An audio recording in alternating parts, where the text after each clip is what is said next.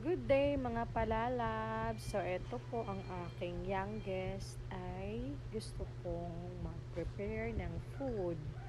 So habang tag-ulan, sa loob lang kami ng bahay.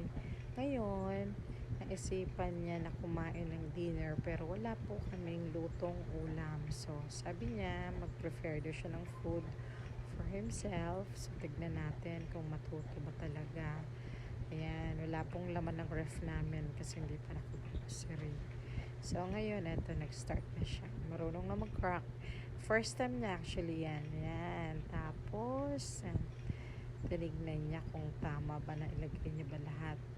So, at his age of 3, talagang nakita ko sa kanya na desidido po talaga siyang makapagluto ng food. Siguro gutom na siya, kaya ganyan. Yan, nabaliktad pa